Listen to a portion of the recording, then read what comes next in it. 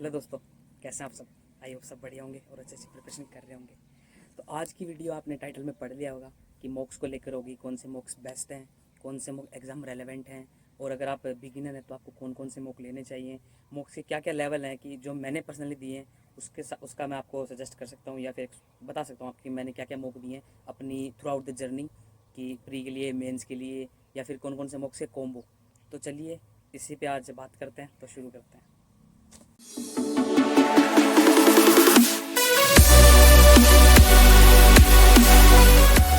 तो हाँ, अगर एग्ज़ाम रेलेवेंसी की बात करें तो सबसे पहले आएगा टेक्स्ट बुक, क्योंकि टेक्स्ट बुक एग्ज़ाम के एकदम आसपास होता है उसका लेवल, कि आप प्रीलिम्स दे रहे हैं तो 90% के आसपास बोलूँगा मैं।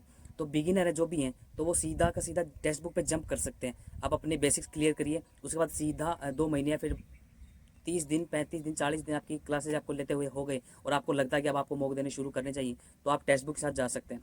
उसके बाद मैं एग्ज़ाम रेलेवेंट बोलूँगा 2 नंबर पे गाइडली को, क्योंकि गाइडली मैंने खुद ने दिया है और उनके जो लाइव टेस्ट होते हैं उससे आपको ऑल ओवर आपका कंपटीशन पता लगता है। साथ ही में उनका रेलेवेंसी एकदम उनकी 100% के अराउंड बोलूँगा, क्योंकि एग्ज़ाम लेवल उनके आसपास से आता है, उससे ऊपर नहीं तो उससे नीचे भी नहीं, उनका लगभग सेम सही है।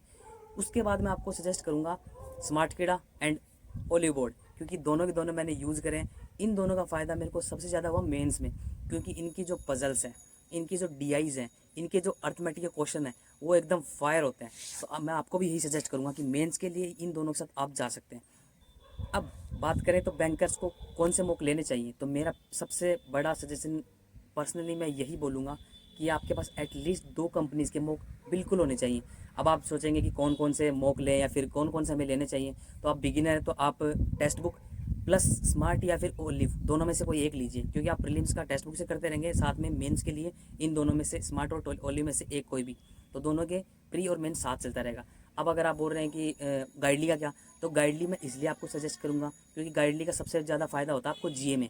गाइडली का जो जीए का सेक्शनल टेस्ट है या फिर वो लोग क्विज़ देते हैं, उसमें डेली क्विज़ आती है, साथ में मंथली क्विज़ आती है और वीकली क्विज़। ये तीनों क्विज़ आपको बहुत फ़ायदा करेंगी। मैंने पर्सनली यूज़ करी थी अपनी आरआरबी की जो मेन से उससे पहले, तो इवन सीधे के सीधे क्वेश्चन उससे उठ के भी आए थे मेरे को 3 से 4 question exactly word to word. तो मैं गाइडली इसलिए सजेस्ट करूँगा। तो मैंने, अब आप बोलेंगे मैंने कौन से पर्सनली यूज़ करे हैं, तो मेरे पास 2024 में मैंने text book, olive, गाइडली and smart कीड़ा चारों यूज़ करे थे, क्योंकि मेरे को था कि मेरे को जल्दी से करना है। तो प्री मेंस मैंने साथ लेके चला।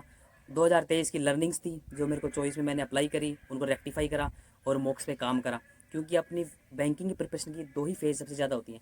अपनी अर्ली स्टेज जिसमें आप अपने क्लब बेसिक को क्लियर करते हैं, अपने कंसेप्ट बिल्ड करते हैं। उसके बाद सेकंड स्टेज आता है मॉक, और मॉक ही है जो आपको मेन एग्ज़ाम का एकदम फील कराएगा आपको कि आपको मेन एग्ज़ाम में क्या करना है। उन 2 घंटे में या उन 1 घंटे में आप कितना क्या खुद को पे अप्लाई कर पा रहे हो, और जो भी आपने पढ़ा है वो आपको है कि नहीं।